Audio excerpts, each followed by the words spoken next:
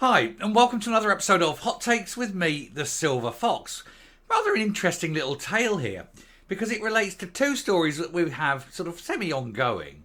And neither of these things should be a thing, but they both are a thing, and now they've intertwined with each other. And one of them, of course, is about the universities and the fact that fewer and fewer Scots are being able to go to the supposedly free education that you're going to get in Scotland if you go to university. And the other story is about the embassies, the foreign embassies that Scotland seems determined to maintain at great expense and pointlessly. Because obviously there's no reason for them. But it's money that could have been spent elsewhere that they decided no, it's not important that people have hospitals and nurses and access to medical care, or that their education, the kids are educated or anything.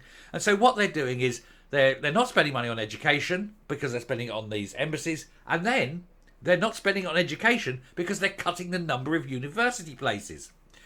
However, universities are very expensive places to run, and so they're using the foreign embassies to push Scottish universities to get more and more foreign students in because the foreign students pay.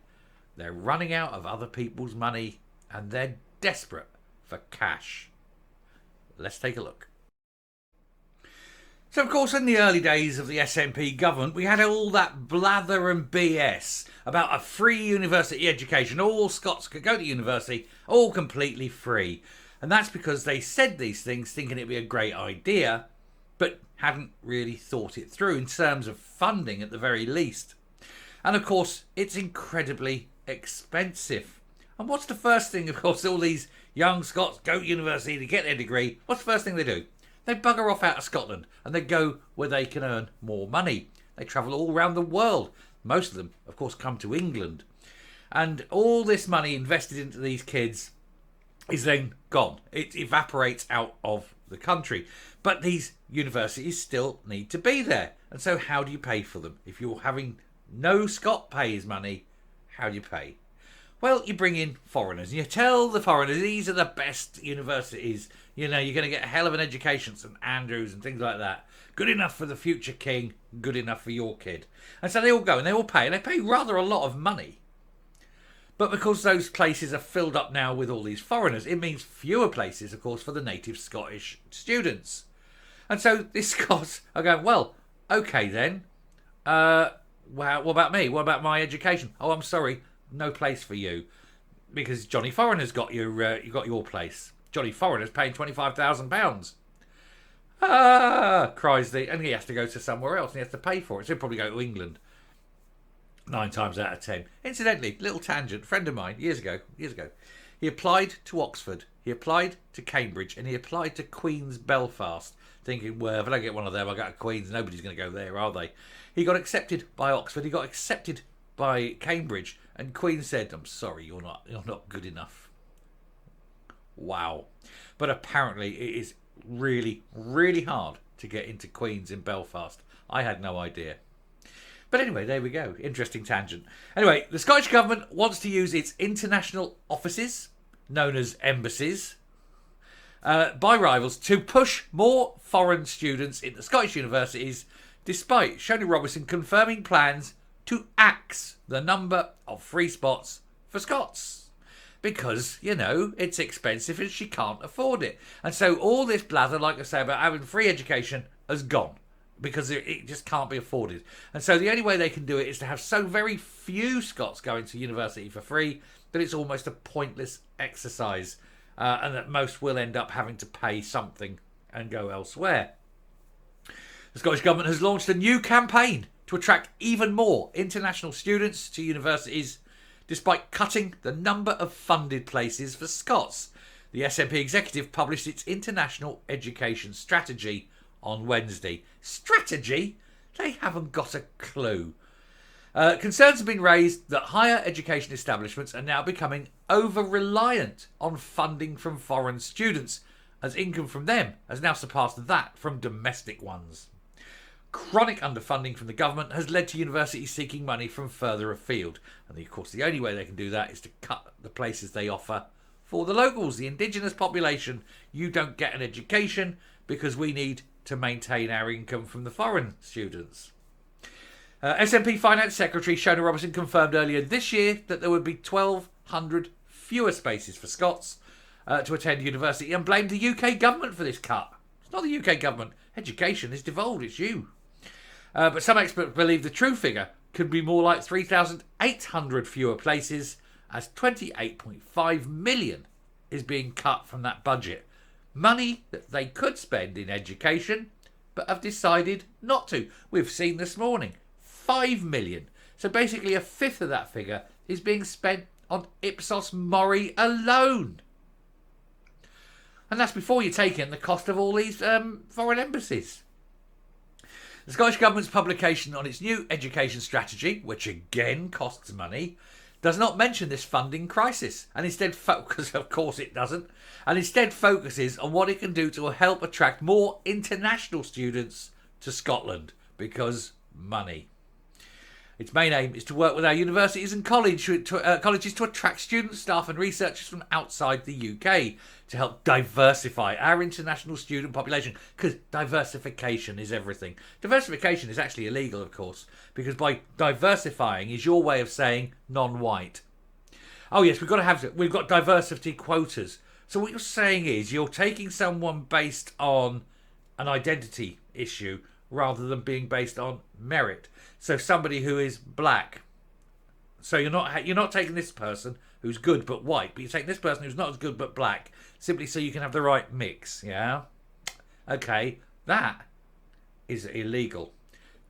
To say I'm taking someone because they are black, I'm taking someone because they're gay, I'm taking someone because of their mental disorder, whatever. If you're pushing because of what they have, that's illegal.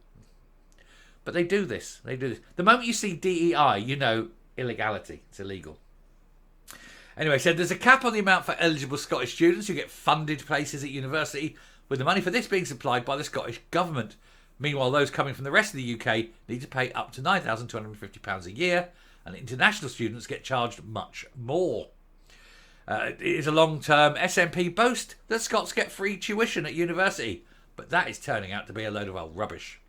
It's coming under threat by underfunding and dropping the numbers. And so, yeah, some very few numbers are getting a free education. Most ain't happening. Over the past 8 years, the number of students from the rest of the world has increased by 65%, while the number coming to Scotland from the rest of the UK has grown by 24%. The number of Scots studying in Scotland over that period has risen by more modest 19%. So they're only going up at 1 in 5. It's 1 in 4 for the UK average and 65% for the rest of the world. And of course, they want the rest of the world for the money. That's it. There are about 83,000 foreign students enrolled at Scottish universities in 2021-22, which is 27.5% of the total.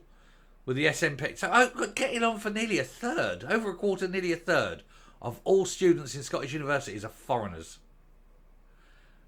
And that is why, so many Scots can't get in there. Anyway, the SNP is aiming to increase this further, and there were 183,000 Scottish domiciled students, which is 60% of the total. In a new strategy, which will fall, obviously, as you bring in more foreign students. In the new strategy, the government will claim it will use its international network of offices, it's what it used to call its embassies until everyone ridiculed them, to help boost foreign numbers even further. And this will include even more taxpayer-funded trips by SNP ministers to the likes of China and Germany to promote this new policy. And there we have it. It's little junkets, isn't it? It's little 30,000 feet champagne and caviar for Angus Robertson to go out there and go, waffle, come to Scotland, and you're putting me up in a 5-star luxury hotel, fully expensed, hot and cold running maids. It is a load of rubbish, isn't it? If the universities are any good, which they are, we know, but if they were any good, they wouldn't need the likes of Angus to travel the world. People would be beating a path at their door. And it's as simple as that, isn't it? The Scottish Lib Dems raised concerns that higher education sector is relying too heavily on international cash.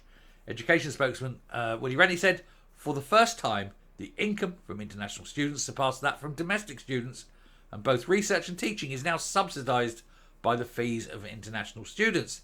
This leaves Scottish higher education open to shocks in other parts of the world, whether that be economic, security or otherwise.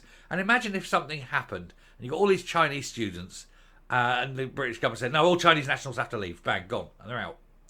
Where does that leave the university? Because they're not going to get paid next year, are they? Because all those students aren't there.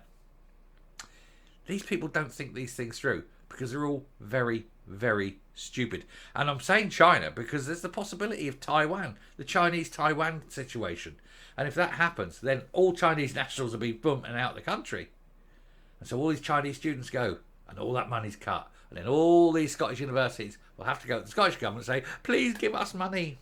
And the Scottish government will go, we have no money. That is what happens when you let morons control anything. Coming up.